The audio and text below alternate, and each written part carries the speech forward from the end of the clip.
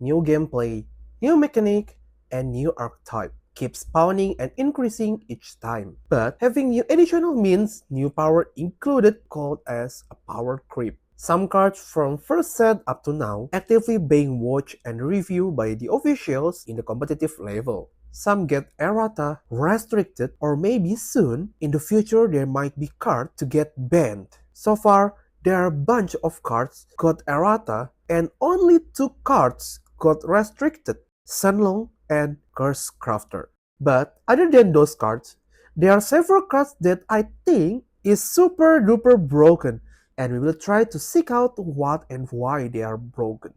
Number 1. Kuon. As you guys can see, the winning and the usage rate of this card is very skyrocketing since its release up to now. Even in Japan, this card is still dominating even in the newest expansions.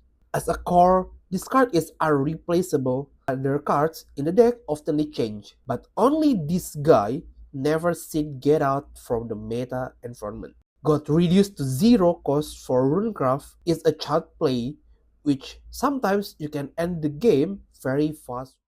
Number 2.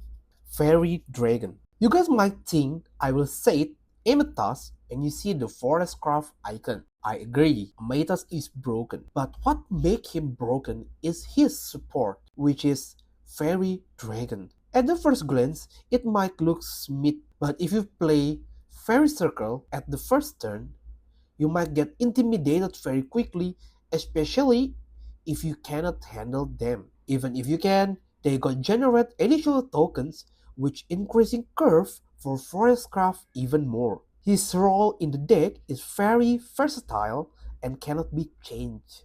The later the game, the bigger it became. Number 3. Dark Dragoon Forte.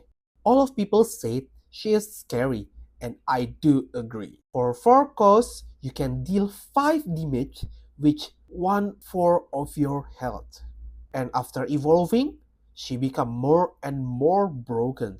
She can deal 7 unpreventable damage thanks to her aura, which often cannot be respawned. Her role as main damager cannot be changed, and mostly you always seen this card in almost every Dragoncraft deck up to now. Number 4. Aether of the White Wing.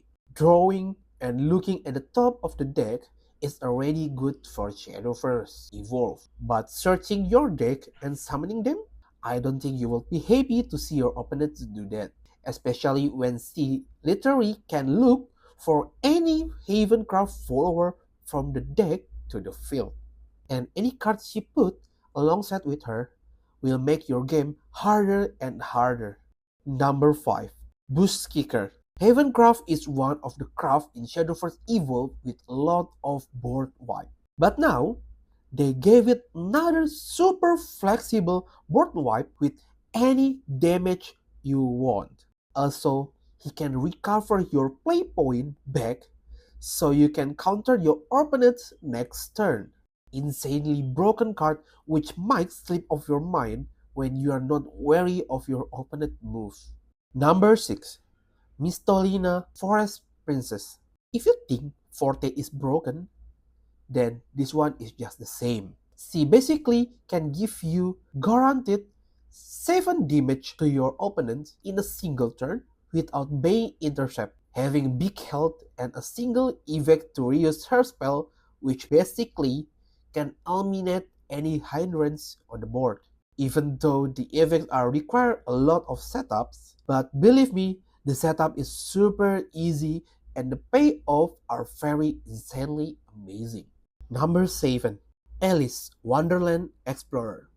No matter what craft you want to play and how the game play, as long as you play Fable type deck, you must need this card. The one who set the motions and consistency of any Fable type deck. She can tutor up to 2 cards into your EX area, which often untouchable by effects and super safe zone to tutor. Not only to tutor the cards, but she can put counter on them whenever you want. Her effect to distribute the counter is not limited, so you could abuse her effect anytime in your turn. 3 broken cards, and I'm proud to have the only one card of her with me. Number 8. Riley Hydros Shaman.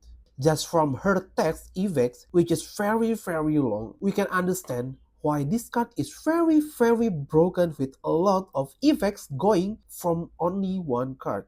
This meta environment might not strong for her just yet, but soon, in 1 or 2 expansions in the future, she will become the main nightmare for the other decks. We are being introduced to a card which can reviving herself independently from graveyard to the field, while she gaining a lot of effects from doing that.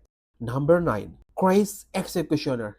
We start rarely seeing this card, but so far this is the one card in the Abyss Craft which I scared the most. You can look at the cards in your opponent's hands while discarding one of them, which I think they can ruin your gameplay and already know what cards in your hand in one turn. Could be very snowballing if they know your hand is bricky. Number 10. Viridia Magna.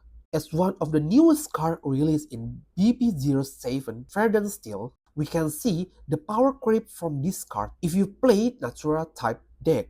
She can removing one big card while she defeated, she revive once more and evolve at the same time. Even your opponent will be hesitate to handle the moment this card is being summoned. Having one card which can do offense and defense in an instant is insanely broken in Shadowverse Evolve.